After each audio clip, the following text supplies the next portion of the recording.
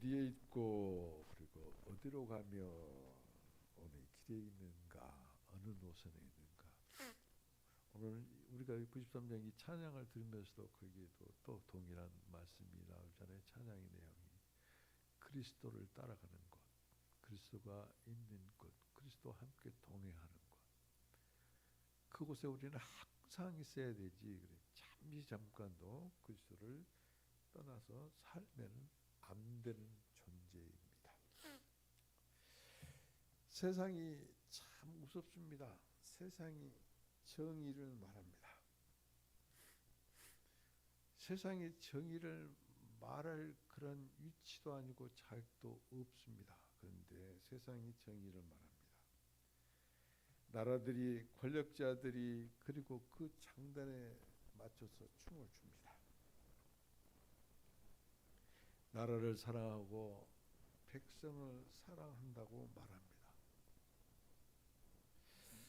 그러나 공평하지 않습니다. 정의는 그들만의 정의요, 사랑은 그들만의 사랑입니다. 이런 사람들은 사람들 위에 군림하기를 좋아합니다. 그런데 하나님은 이런 세상에 있는 우리를 향해서 이렇게 말합니다. 너희는 나의 종이다. 세상에서 인도해낸 나의 종이다. 너희는 여호와의 종이다. 정말로 영광스러운 호칭으로 우리를 부르십니다. 하나님은 정말로 나는 너희 하나님이고 너의 여호와라고 이와 같이 레위기 25장 55절에서 말씀하신 것을 우리가 알 수 있습니다. 하나님만이 사랑이시고 하나님만이 공의로운 하나님만이 공평하십니다. 그렇습니다. 오직 우리가 정의를 그리고 공평을 공의를 논할 때 과연 내가 어디 있는가, 어디를 향해 가고 있는가, 어느 길에 있는가. 우리가 그럴 때 드디어 하나님이 누구인지를 우리는 알 수 있고 그 하나님이 우리를 향해서 너희는 나의 종이다. 너는 여호와의 종이다. 이렇게 말씀하십니다. 이 세상에는 두 노선만 있는 것 같습니다. 그렇습니다. 생명의 노선과 지식의 노선이 있습니다. 그런데 불행하게도 하나의 더 이상한 것이 거기서 불쑥 튀어나옵니다. 생명의 노선에 있는 사람들이 지식의 노선을 따라 행한다는 이 불행한 사실이 있습니다. 이것은 실제합니다. 정말로 부인하고 싶습니다. 정말로 이런 일이 없었으면 좋겠습니다. 그러나 그 일이 비일비재합니다. 세상에는 생명의 노선과 지식의 노선만 있는 것이 아니라 생명의 길에 있는 사람들이 지식의 길을 따라서 행함으로 말미암아 얼마나 교회가 얼마나 하나님을 영광을 가리는가 우리는 그것을 볼 수 있습니다. 가인으로부터 시작된 니므롯 그리고 에서로 이어지고 에서에서 바로로 이어지는 하나님의 배역을 하고는 이 지식 노선에 있는 자들이 얼마나 교만하고 그리고 두려움이 없는가. 바로는 말이죠. 하나님의 백성들을 보내라고 그렇게 모세를 통해서 하나님께서 말씀하실 때 그가 이렇게 말합니다. 여호와가 누구간데? 도대체 여호와가 누구한테 내가 왜 그 사람의 그 여호와의 말을 내가 들어야 하느냐 이와 같이 반문하는 것을 볼 수 있습니다.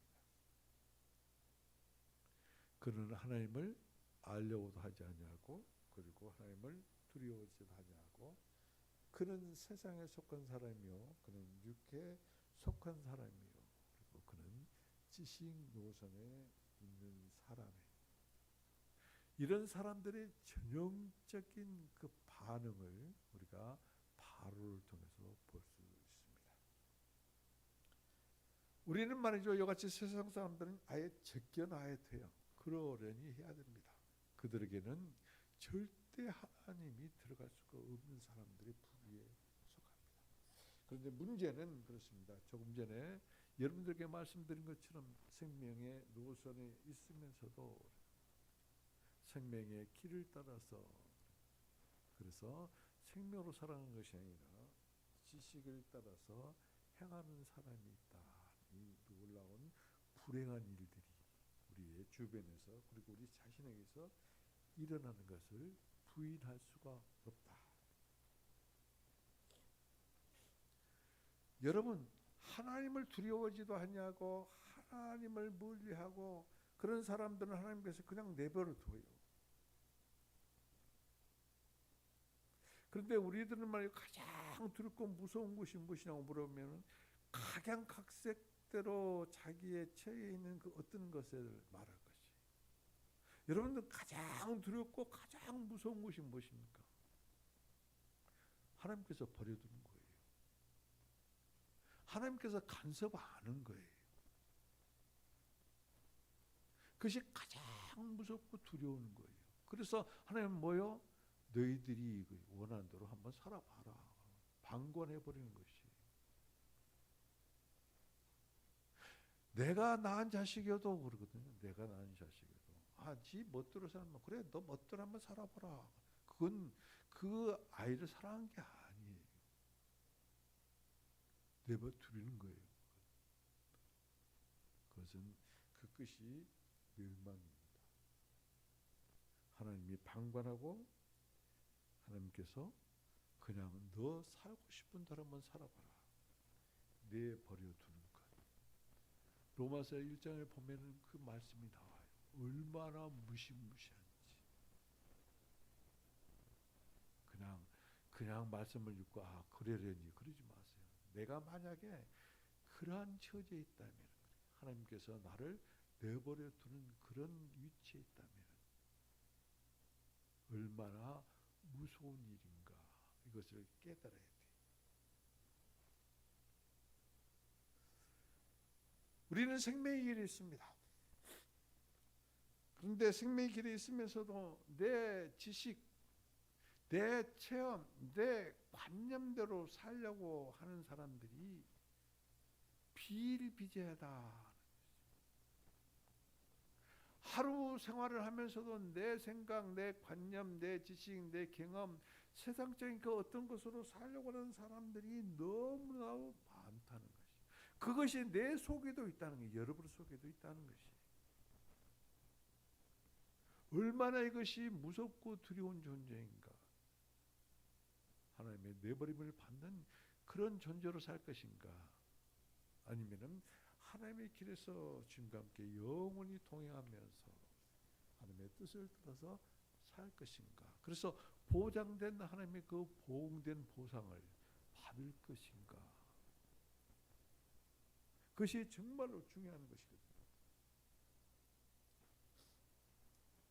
아론은 말이죠. 아론은 생명나무 노선고 생명의 노선에 있었습니다. 생명의 길이 있었습니다. 그러나 그는 지식 노선을 따라서, 지식을 따라서 행한 사람의 첫 번째 사례이다.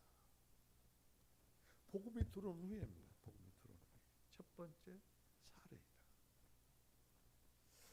그는 헬리고라는 모세의 형제지만 하나님은 아론, 너는 백성에 전하는 모세의 소리다 라고 이와 같이 아론을 부르셨어요. 그리고 모세에 대해서는 모세 너는 그의 하나님같이 되리라 고 이와 같이 아론과 모세를 하나님이 짝 지어주셨다. 그렇다면 아론은 아주 말이죠, 정말로 소리답게 살았어요. 세례 요한이 나는 광야에 외치는 소리라고 하는 것처럼 목사님의 닉네임이 소리입니다. 왜 그러냐면은 나는 하나님의 소리만을 내고 싶어서 그렇게 닉네임을 내가 정했거든. 여러분도 마찬가지입니다.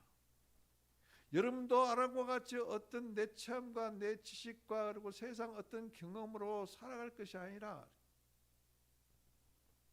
모세에게 짝지어 준 것처럼 우리는 하나님께 짝지어 준 소리가 되어야 돼. 이게 얼마나 큰 축복인지 몰라요. 그런데 말이죠. 정말로 참소리가 되려면 어떤 사람이 참소리가 될 수 있는가? 기도하는 사람입니다.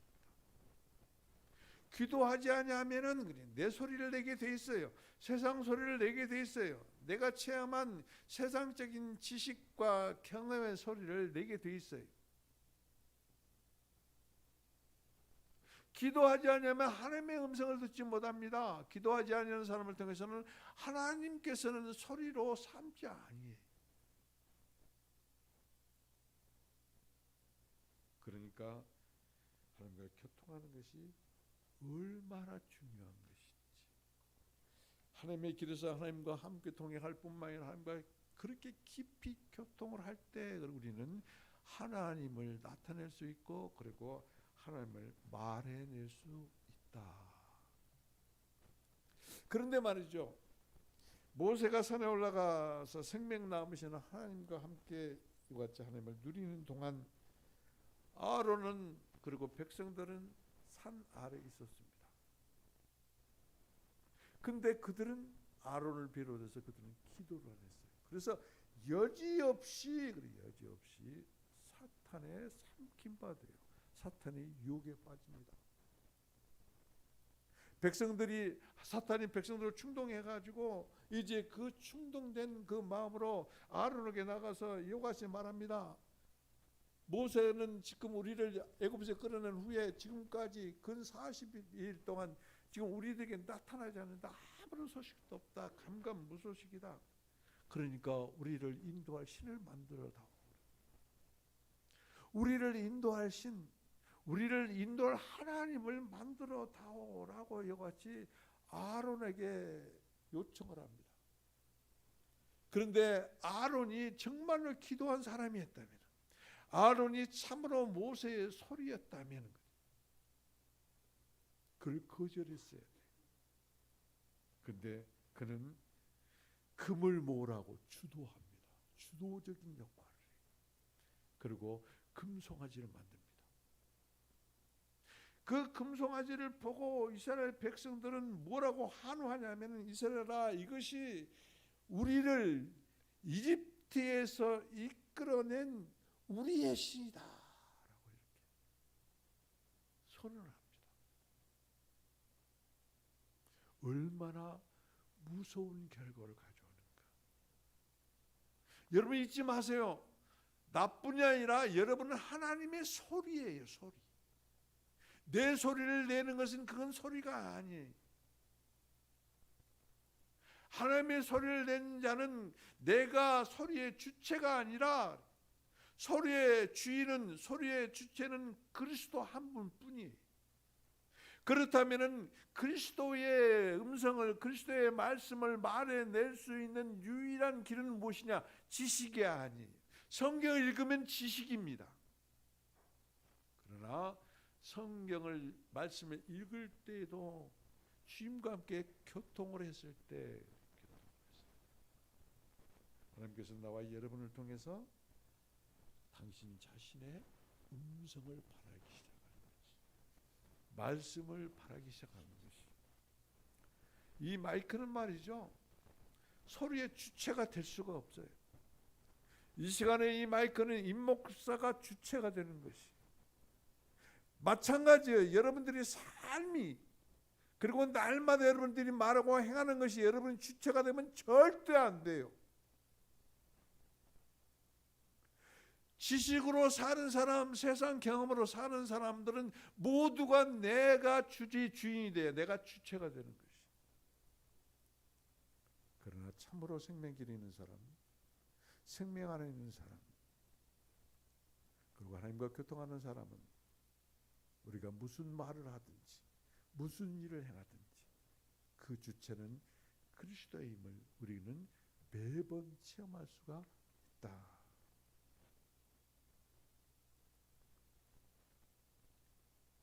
기도하지 않으면 사탄에 먹히고, 기도하지 않는 사람을 통해서는 어떤 착각을 일으키냐면 왜 하나님의 뜻인 줄 알아요.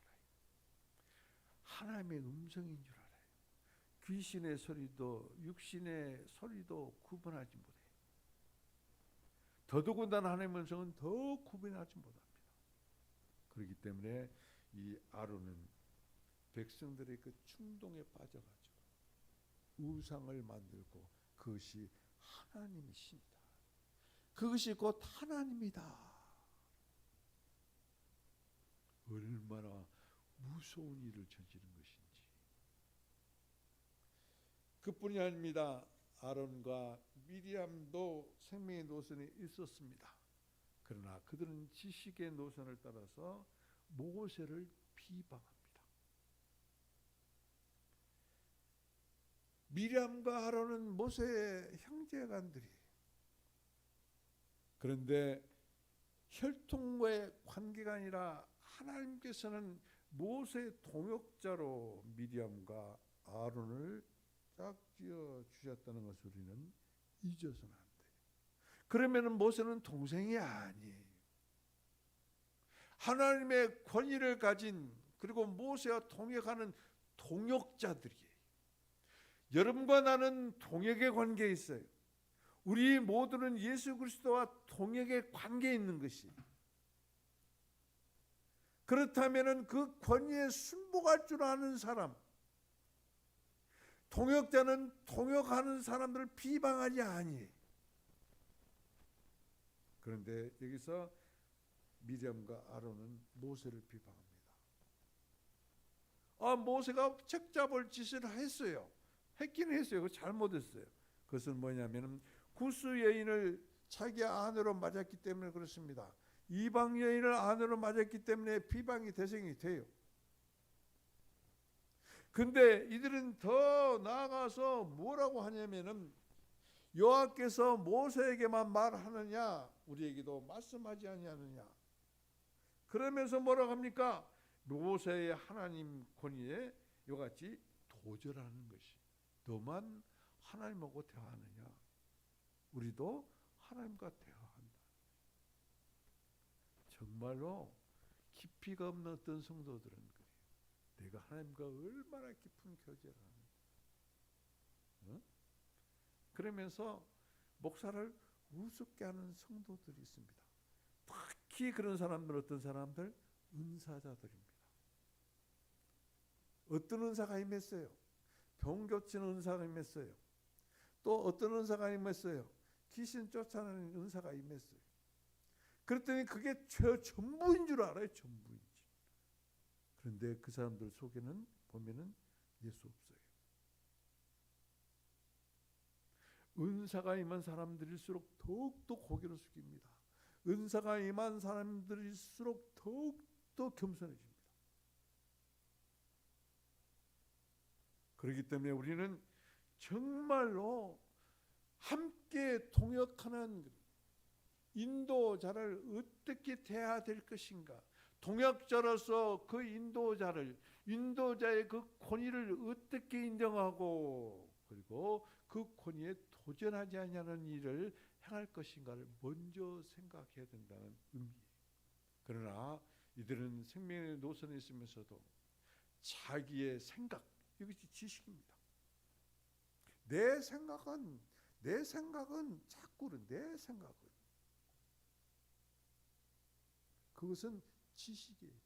내 체험으로는 내 경험으로는 내가 지금까지 살아온 그런 경험으로는 전부 다 지식이에요. 자기의 생각으로 이것이 모세를 판단하고 그리고 모세를 비판하는 그것은 곧 하나님의 권위예요. 모세는 하나님의 권위라. 그렇다면 하나님의 권위에 도전하는 결과가 돼요.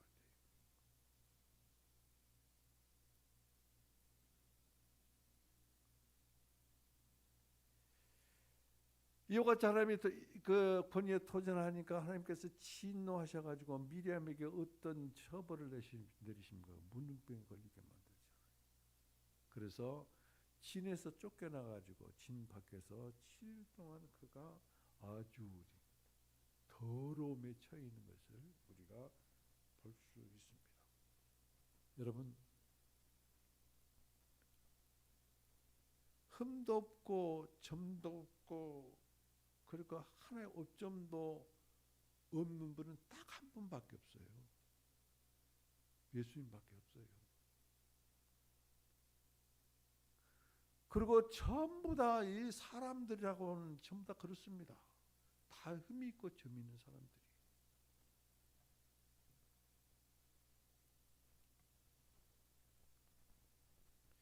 그렇기 때문에 사람마다 실수할 수 있고 사람마다 잘못할 수가 있어요.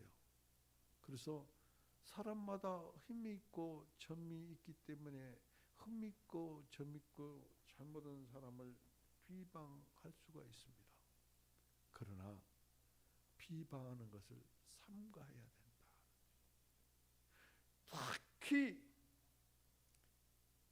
영적 인도자를 함부로 비방하지 마세요. 함부로 거리 두지 마세요. 절대로 이 막힌 그 통로가 열리지 않습니다. 마음 편하지 않아요. 한마디로 말해서.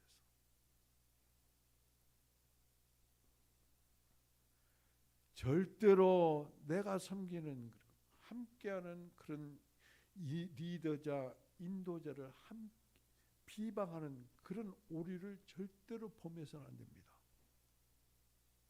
이렇게 말하면 임 목사님에게 그렇게 해야 되게 하지 말라는 것인가? 착각하지 마세요. 임 목사는 천년만년 안 삽니다. 여러분들은 나보다 더 많이 살 거예요. 그러면은 어떤 목회자를 섬기든 그래요. 어떤 목회자 섬기든 이런 마음가짐으로 우리가 이런 마음가짐. 생명의 노선을 떠나지 말고 지식, 자기의 어떤 생각, 체험 가지고 이와 같이 인도자를, 영적 지도자를 함부로 비방하지 말라. 그러면 하나님께서 진노하신다. 하나님께서 진노하시면 반드시 징벌이 결과가 있습니다. 제발 하나님의 징벌도 하나님의 징계도 하나님의 어떠한 심판도 받지 마십시오. 고린도 후서에 보면 여러분 이거 말씀에도 나갔지 않습니까? 바울이 말이죠. 바울이 고난을 받는데 그 고난이 어떤 고난이다? 나에게 그리스도의 십자가 넘치는 고난이다. 이렇게 말합니다. 곧 무엇인 줄 아세요? 예수 그리스도 때문에 나에게 고난이 왔다는 것이. 예수 그리스도 때문에 내가 이런 고난을 당한다. 우리는 그럽니다. 살면서 어떤 문제가 생기면 이게 고난이라고 그럽니다. 그 고난 아니에요. 진정한 고난으로 이끄시기 위해서 하나님이 때리는 채찍이에요. 그리스도 안에 있지 아니하고 그리스도 밖에 있기 때문에 그리스도 안에 들어오라고 때리는 채찍이에요. 그리스도 안에 있는 사람은 그리스도를 믿기 때문에 고난을 받아요. 사도 바울은 그리스도인들을 핍박했어요. 그럴 때 사도 바울에게는 고난이 없었습니다. 그리스도 안에 고난이 없었습니다. 그런데 정작 그가 회개하고 그리스도 안에 들어와서 내가 받은 고난이 복음 때문에 내가 받은 고난이 그리스도 때문에 그것이 진정한 고난이에요. 그때 하나님께서는 위로의 하나님이 되어주세요. 혼자 버려두지 아니하신다는 것이죠. 그 위로는 힘이 되고 능력이 되고 앉은 자를 그리고 죽은 자를 살릴 뿐만 아니라 일으켜 세우고 달리게 만드는 그런 위로가 있다. 그런데 그 리더자를 비방한다? 그런 영적 지도자를 함부로 대한다? 그러지 마세요. 스스로 하나님의 나와 교통하는 통로를 차단해버리는 결과가 나와요.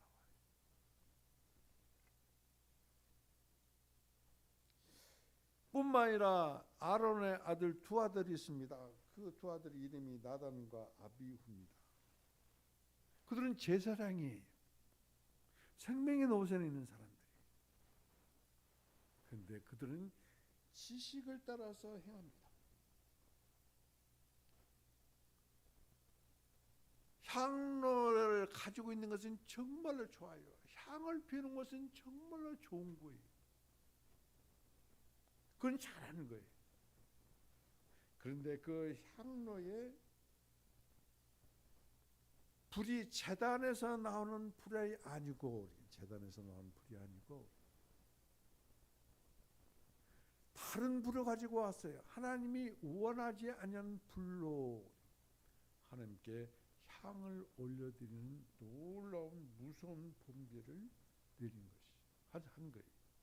여러분, 이 불은 성령을 상징합니다. 제단의 불은 말이죠,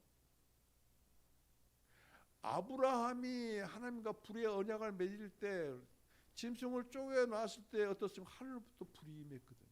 이 제단의 불이에요. 그 불은 사람에게서 난 불이 아니에요. 하나님으로부터 임한 불이에요. 하나님으로부터 임한 불만이 하나님의 번제물을 태울 때 하나님께 아름다운 향기가 돼서 올라가는 것이, 그렇기 때문에 지성소 앞에 있는 향단의 그 불도 제단의 불과 동일해야 되는데 이들은 그 향불을 피우기 위해서 다른 불을 가지고 왔다. 그래서 하나님께서는 말이죠, 진노하십니다. 하나님께서 하늘로부터 불을 내리셔서 이들을 태워 죽입니다. 생명의 길에서 그래요. 생명의 길에서 하나님의 방식대로 행하지 않는 사람들이 이와 같은 무서운 하나님의 징벌을 받는 것을 우리는 기억하고 또 기억하고 또 기억해야 돼요. 우리는 생명의 노선에 있는 사람입니다. 생명의 길에 있는 사람입니다. 그렇다면 생명의 길에 있는 내가 어제도 그제도 그리고 오늘도 지금도 무슨 생각을 하고 있는가? 우리는 그것으로부터 돌이켜야 돼요. 생명의 지식을 생명의 노선을 따라서 하나님의 길을 가는 자가 아니라, 일을 행한 자가 아니라 지식을 따라서 행한다면 그런 사람에게는 여지없이 하나님의 불이 내려서 그를 삼킨 바 되었다. 불을 태워서 죽이는 역사가 일어났습니다. 또 그뿐이 아닙니다. 지식 노선에 있으면서도 보는 대로 행하는 사람들이 있다. 생각한 대로 행하는 사람이 있을 뿐만 아니라 보는 대로, 지식 노선에 있으면서도 함부로 비방하는 사람이 있고, 지식 노선에 있으면서도 생각대로 행하는 사람이 있고, 그리고 지식 노선에 있으면서도 보는 대로 행하는 사람이 있었다. 민수기에 보면은 그런 사람들이 아주 딱 나옵니다. 민수기 13장 14장이 나오죠. 가나안 정복을 눈앞에 두고 있습니다. 그리고 모세는 12지파에서 각 한 사람씩 뽑아가지고 그리고 정탐꾼으로 가나안에 들여보냅니다. 정탐을 다 하고 돌아온 10명들이 보고하는 것과 그리고 2명이 보고하는 내용 똑같은 것을 봤거든요. 똑같은 가나안 땅에, 가나안 땅이 성읍이 아주 견고할 뿐만 아니라 그리고 거기는 네피림 자손인 거인들이 있다는 것도 똑같은 것을 봤어요. 누가? 12사람. 그런데 10사람이 보는 결과하고 그들이 보고를 통해서 보면 그래요. 2사람이 보는 보고의 결과하고는 완전히 상이하다.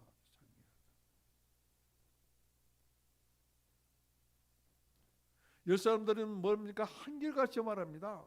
그런 성읍이 튼튼하고 견고하고 거기에 네피림 자손이 있는데 거인들인데 그들 앞에 우리가 견주어 봤을 때 우리는 메뚜기와 같습니다. 아마 그들도 우리를 메뚜기처럼 생각했을 것입니다. 그러면서 뭐요? 스스로 자기를 가둬버려요. 스스로 비하해버려요. 이 소식을 들은 이스라엘 백성들은 밤새도록 통곡합니다. 그리고는 애굽으로 돌아가자 합니다. 이런 모습을 본 갈렙과 여호수아가 옷을 찢고 그들에게 말합니다. 그것은 과연 젖과 꿀이 흐르는 아름다운 땅이다. 그러나 두려워하지 마라. 왜 두려워하지 아니할 것인가? 그들의 보호자는 그들을 떠나버렸지만 여호와 하나님은 우리와 함께하기 때문에 그들을 두려워하지 말라. 오히려 그들은 우리의 밥이다. 왜요? 열사람들은 자기 눈으로 본 거예요. 사망의 눈으로 본 거예요. 지식의 눈으로 본 거예요. 그러나 갈렙과 여호수아는 생명의 눈으로 보는 거예요.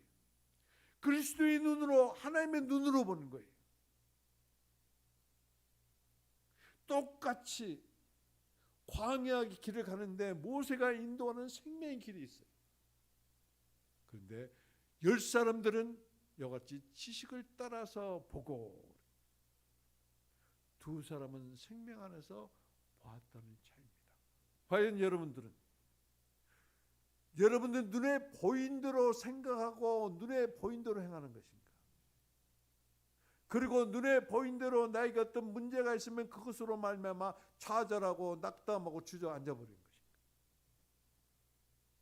아니면 과연 내가 생명의 노선에 있고 생명 안에 있고 그래서 생명이신 하나님으로 그 나의 상황과 세상을 바라보면서 여호수아와 갈렙과 같은 이와 같은 하나님이 우리와 함께 계시기 때문에 그것은 나의 밥이다라고 선포하며 담대히 나아갈 수가 있는 것인가?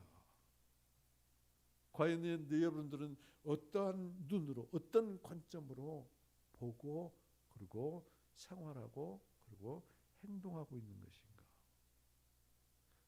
여러분 어디에 있습니까? 어디를 가고 있습니까? 어느 길에 있습니까? 물어보셔야 돼요.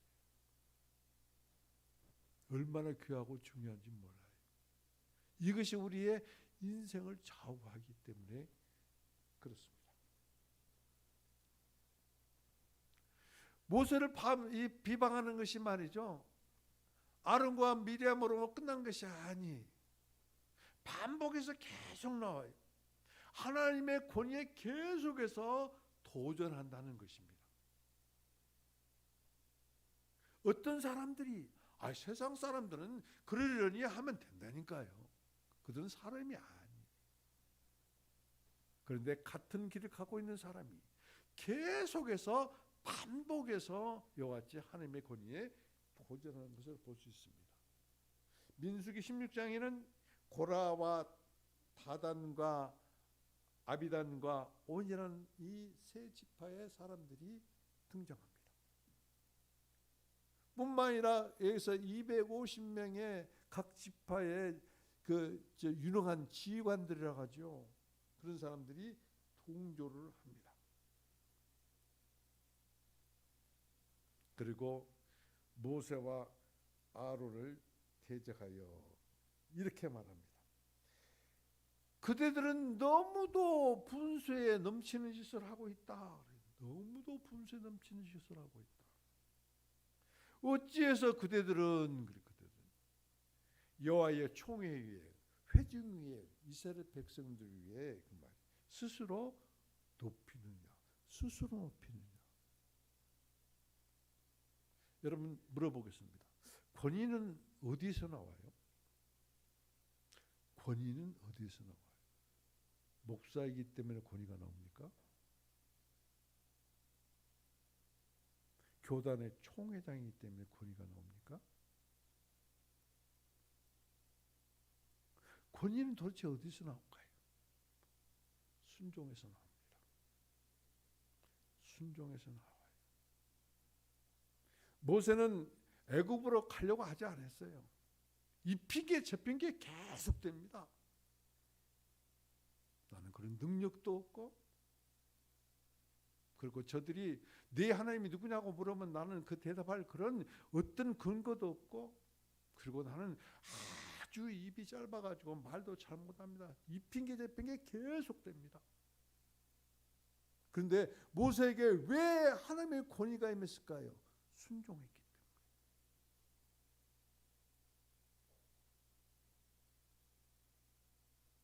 아무리 목사여도 하나님의 권위에 순종하지 아니하면, 하나님의 말씀에 순종하지 아니하면 권위가 없어요. 여러분들이 아무리 예수를 잘 믿고 그리고 말씀을 많이 알고 기도를 많이 한다 하더라도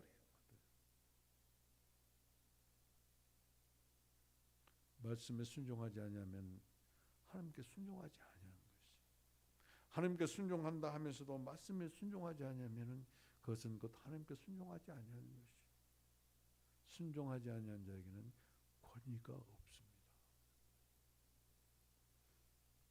뭐 어떤 사람들 보면 그래요. 자기 부모를 알아보지도 못해요. 지가 어른이 돼 있어요. 그건 뭐예요? 순종하지 않는다는 것이. 그리고 스스로 내가 권위 있는 것처럼 살아요. 권위가 없는 자예요. 가장 불쌍한 사람이에요. 여러분들은 교회 직분이 어떻고 그것이 문제가 아니라 정말로 하나님께, 그리스도께, 하나님의 말씀에 순종하면은 하나님의 권위가 여러분들에게 임하는 것이, 이 권위예요. 그 권위로 원수들을 대적하는 것이고, 그 권위로 문제를 대적하는 것이고, 그 권위로 여러분들을 괴롭히고 있는 모든 질병들을 대적하는 것이. 그냥 예수 그리스도의 이름으로 귀신아 나가는 게 아니에요. 예수 그리스도의 이름을 주신 그리스도에게 순종도 아니한데, 그런데 무슨 권위가 나타납니다.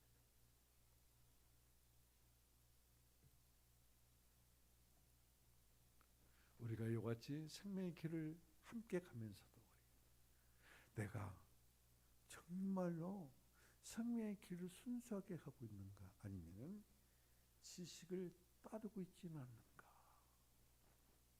나는 도대체 어디 있지? 내가 지금 어디 길을 가고 있지?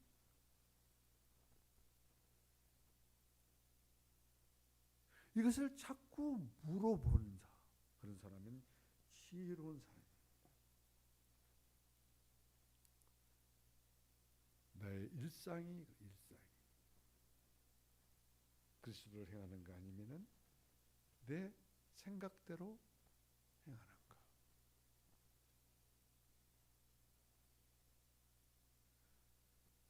솔직히 말씀드릴게요. 하나님의 말씀대로 그리스도의 뜻대로 행하는 사람 한 사람도 없습니다. 그런데 하나님은 무엇을 본 줄 아세요? 그 중심을 봐요. 그렇게 살려고 하는 사람, 하나님의 뜻대로, 하나님의 말씀대로 내가 오늘 한 가지만이라도 실천하면서 살아보려고 하는 사람, 그것을 주님께서는 기뻐하시고, 그리고 그런 사람을 더욱더 사랑하신다는 것이, 이런 것을 생각해 보지도 아니하고, 에이고 어떻게 말씀대로 그걸 다 지키면서 살아? 다 지키면서 살 사람 하나도 없다니까요. 그리고 처음부터 포기해버리고 내 멋대로 사는 사람, 생명의 길이 있지 않습니다. 생명의 길이 있는 것 같고 같은 길을 가는 것 같지만 이미 그 사람들은 내 생각, 내 경험, 곧 지식을 따라서 행하는 사람들이.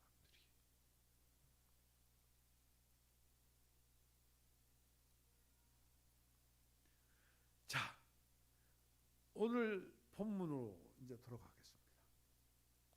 생명의 노선에 있는 사람은 하나님께서 큰 은혜를 베풀어 주셨는데 그 은혜가 뭐냐? 장자의 명분이다. 우리들에게는 말이죠, 예수 그리스도 하나님께로 나서 우리는 예수 그리스도 안에 있고 그랬거든요. 우리는 요한복음 1장에 보면 하나님께로부터 나왔습니다. 그건 분명합니다. 그리고 고린도전서 1장에 보면 우리는 어디 있다? 예수 그리스도 안에 있다. 그러면 예수 그리스도가 누구다? 맏아들이다. 맏아들 안에 있다. 그건 뭐냐? 장자의 명분을 가진 자이다. 이것을 창세기에 와서 다시 한번 풀어보겠습니다. 하나님은 하나님의 형상대로 우리를 만들었어요. 형상대로 만든 목적이 하나님을 표현하기 위해서입니다. 하나님을 대표하기 위해서입니다. 장자는 그 가문을 표현하고 가문을 대표하는 것이. 그래서 하나님의 형상대로 만들어진 자, 그래서 하나님께로부터 난 자, 그래서 예수 그리스도 안에 그 장자 안에 있는 자, 그런 사람들을 보고 뭐요? 처음 익은 열매다. 처음 열매다. 처음 열매신 예수 그리스도, 맏아들인 예수 그리스도 장자입니다. 그 안에 있는 우리들은 곧 그 은혜로, 하나님의 은혜로 장자의 명분을 가진 사람, 장자의 명분을 가진 사람들이.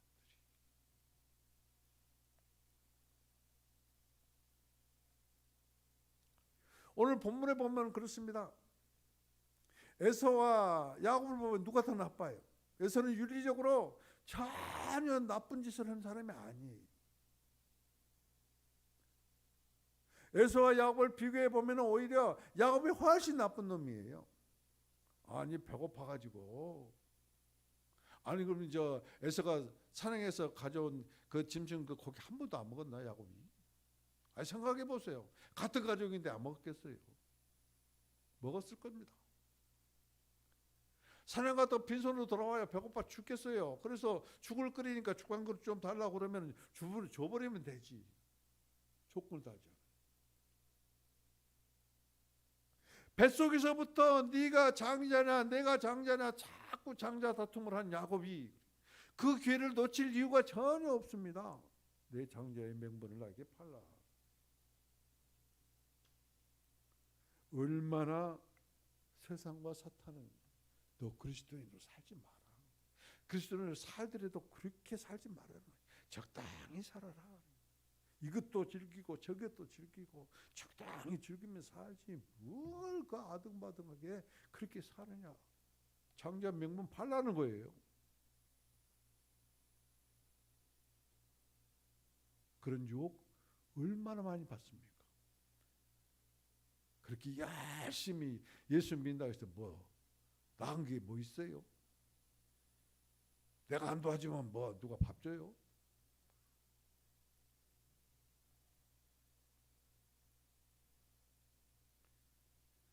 여러분 여기서 보면은 말이죠.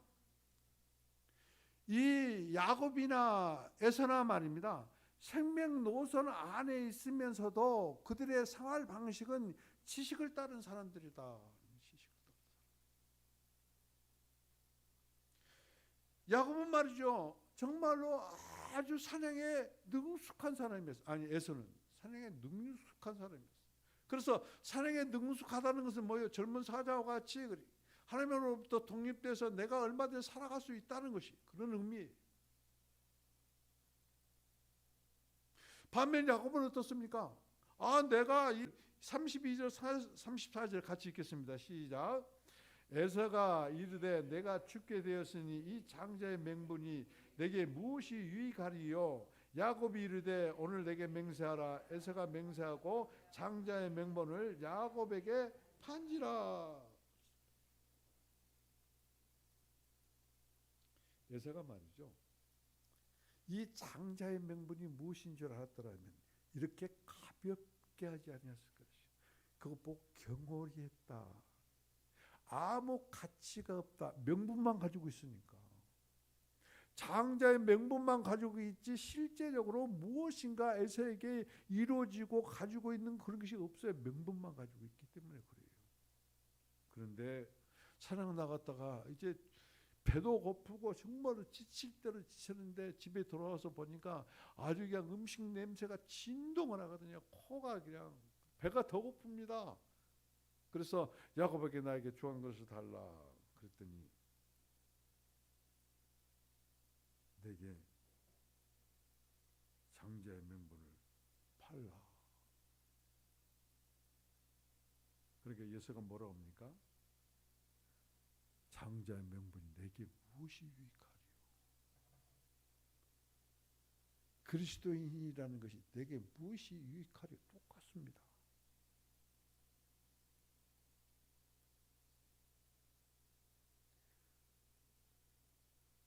아니 내가 조금만 타협을 해버리면 돈이 얼마가 들어오는데,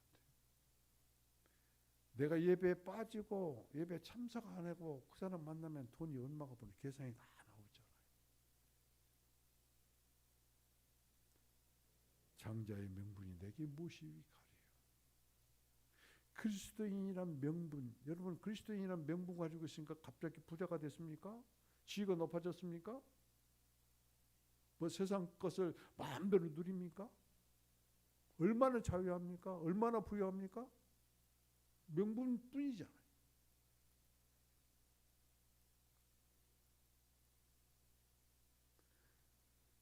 야곱은 말이죠. 그러한 에사에게 맹세하라 그랬더니 그가 맹세하고 아무런 가치도 없는 장자의 명분이라 생각하고 야곱에게 넘겨버리고 맙니다.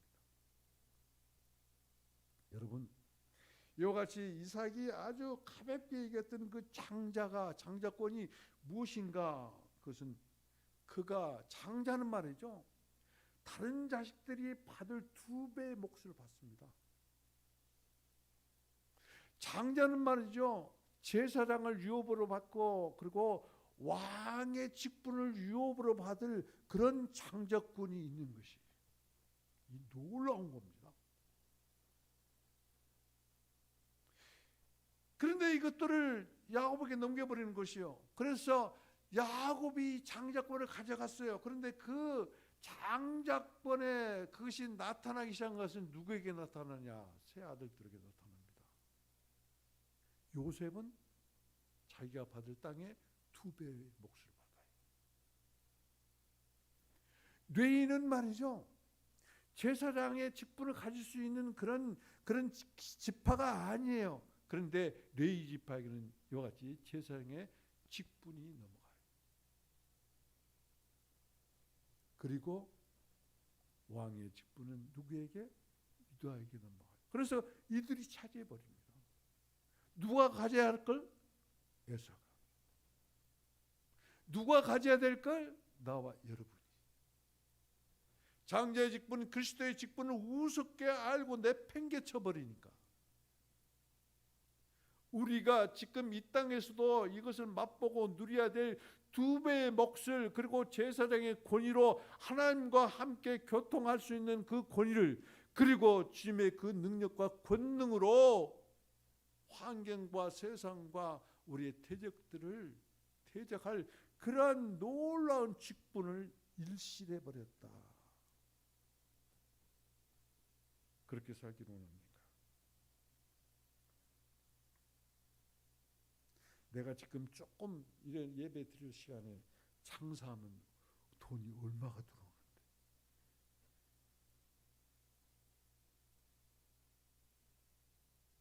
내가 잠깐 눈 감고 타협을 하면 나에게 돈이 얼마나 들어오는데,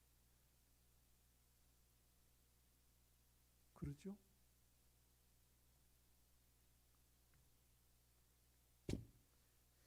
이러한 이러한 에서와 같은 사람이 되지 말라고 히브리서 12장 5절에서는 이같이 말합니다.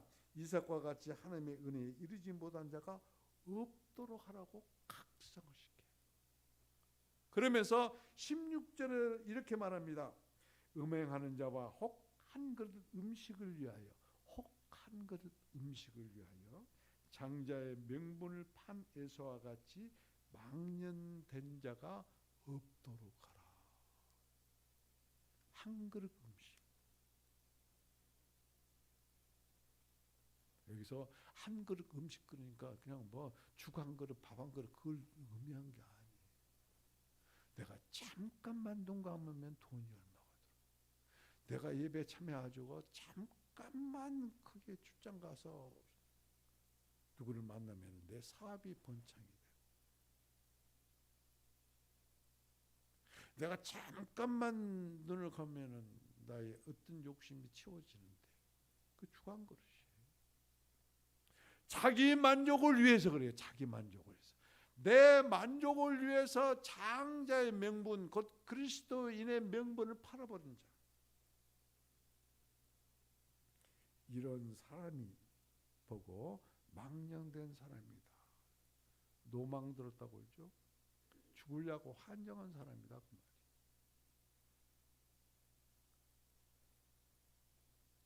우리는 이것을 영적인 눈으로 봐야 합니다. 장자는 말이죠. 아무나 장자가 아니에요. 하나님께서 주신 은혜의 선물이 은혜에서. 그러면 그 은혜는 무엇이냐?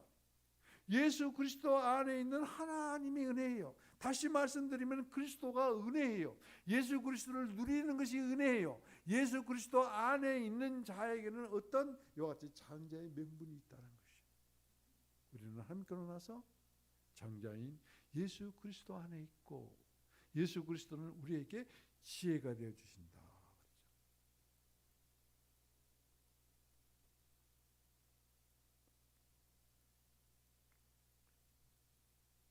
그렇기 때문에 사람은 태어나면서부터 그래요. 하나님을 표현하고 하나님의 권위로 살려는 그런 운명을 가지고 있다. 그것은 곧 장자권을 가지고 장자의 명분을 가지고 태어났다. 모든 사람들에게 이것은 보편적인 복음이에요. 모든 사람입니다. 그러나 예수 그리스도를 영접하고 그 은혜를 누리는 사람에게는 이것이 해당이 되지만 예수 그리스도를 누리지 아니한 사람, 이 은혜에서 떠나버린 사람에게는 이것이 해당이 되지 아니한다. 우리는 그리스도 안에 있는 청년들, 그래서 우리는 장자. 그래서 히브리서 12장 23절에 보면은 이 장자들이 모이는 교회를 보고 장자교회다. 그래서 우리 예왕 성결교회는 장자교회예요. 왜 그러냐면 여러분들은 장자이기 때문에. 할렐루야. 그 장자의 명분을 가지고 있고 그 장자의 권을 가지고 있고 그리고 장자에게 상속될 것과 유업으로 줄 것들을 우리들은 이미 받아서 우리 삶 가운데서 실제적으로 믿고 누릴 때 그래요. 누릴 때 우리 현실에 드러나고 나타나기 시작하는 것이죠. 그런데 에서와 같이 망령되이 그 장자권을 팔아버린다면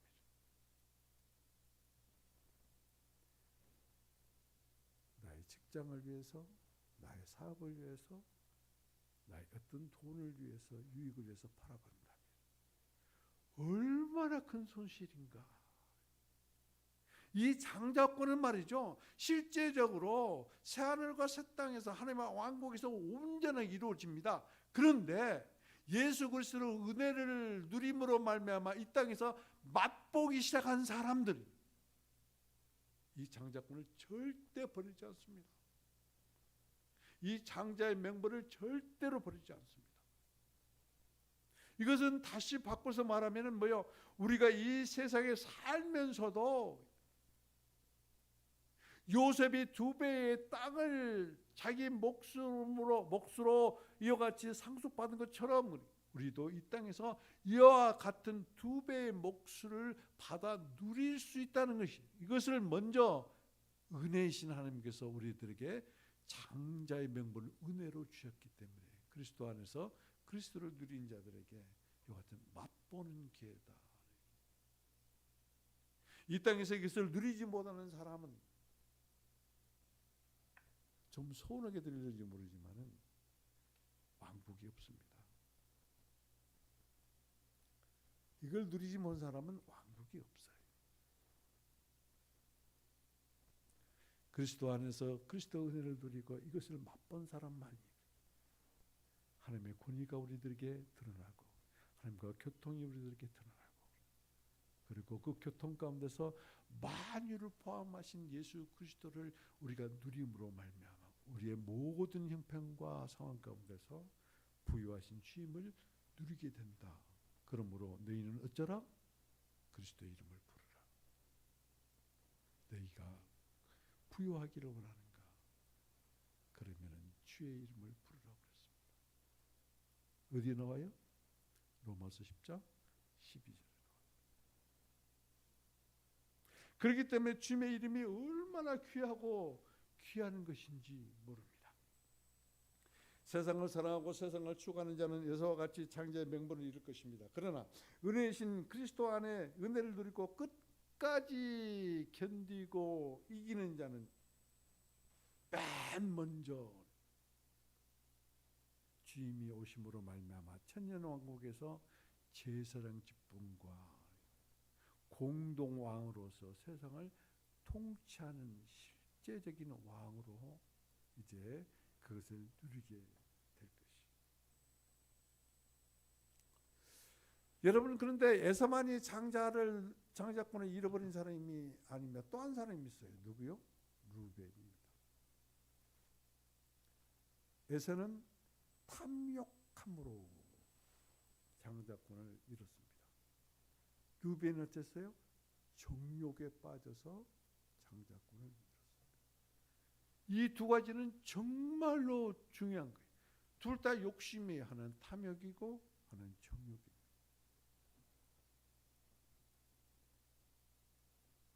그러니까 우리가 얼마나 주의해야 될 것인가. 탐욕과 정욕으로부터 우리는 떠나야 될 것입니다. 그래서 우리를 보고 하나님은 그러십니다. 깨어나라. 지식 노선은 너는 생명 노선에서 잠잠하라고 이같이 자꾸 미혹을 합니다. 그러나 하나님은 너희는 탐욕과 정욕에서 깨어나라고 말씀하십니다. 그리고 장자의 명분을 가지고 생명 노선에서 끝까지 이기는 자가 되라. 끝까지 이기는 자. 중간에 팔아먹는 자 되지 말고 끝까지 장자의 명분을 지키는 자, 이기는 자가 되라. 여러분, 다키스트 아워라는 영화가 있습니다. 이것은 세계 제2차 대전 영국상 위스턴 처칠이 전시 내각 수반으로 임명된 후에 40일 동안의 기록이에요.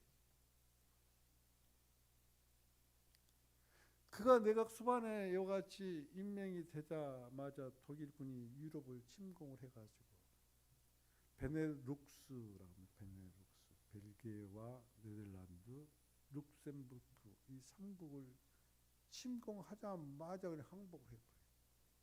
그리고 얼마 있지 않아서 프랑스마저 무너지고 맙니다.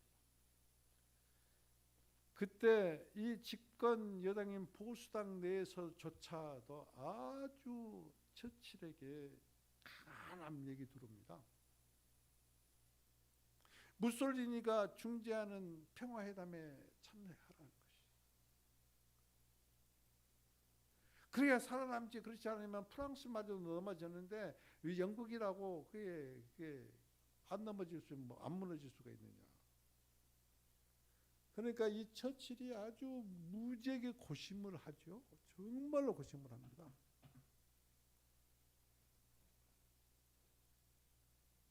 여기까지 고심 중에 있을 때 여기서 그때 당시에 국왕인 조지 6세가 사실은 처칠의 반대편이어서 처칠을 탐탁하게 생각하지 아니했어요.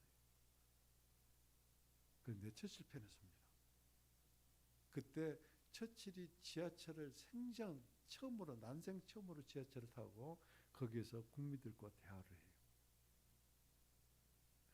그들이 일구연이 아니라 하나가 돼서 말하는 것이 뭐냐면은 네버. 무엇을? 히틀러기가 절대로 영국에서 휘날린 것을 용납할 수 없다. 국왕의 이 속사정과 내면과 그다음에 이 백성들의 마음을 안 이 처칠이 이제 하원에 와가지고 연설을 하지요. 거기에 핵심이 그렇습니다. 독일군이 아무리 영국을 침공한다 하더라도 우리는 해변에서 싸울 것입니다. 아니, 왜 하필이면 해변입니까? 공중에서도 싸우고 바다에서도 싸우고 그런다는 것이.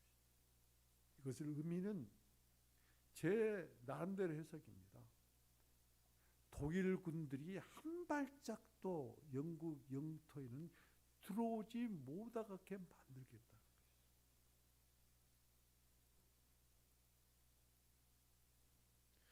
모든 사람들이 거의 다 그랬어요. 모든 사람들이 집권 여당을 포함해서 야당까지도 이 평화회담에 이같이 참여하라. 평화회담에 참여하는 것은 뭐예요? 사실상 굴복하는 거예요. 항복하는 것이에요.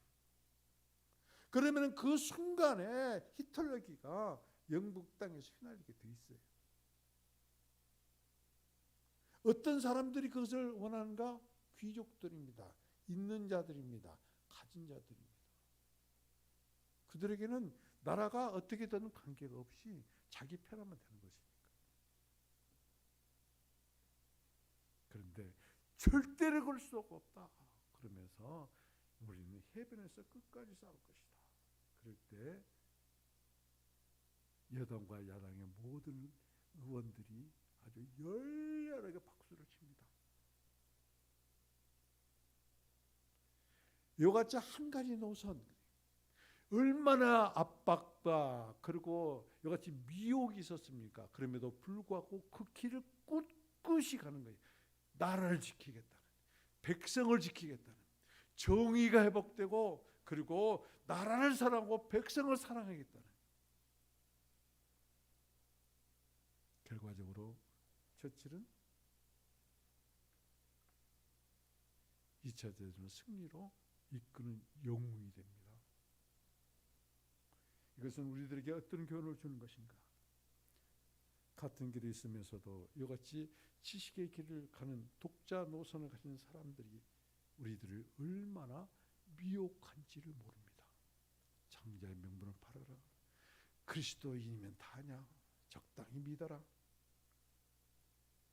이런 사람들은 같은 그리스도인이어도 그리스도의 길을 가는 사람이 아닙니다.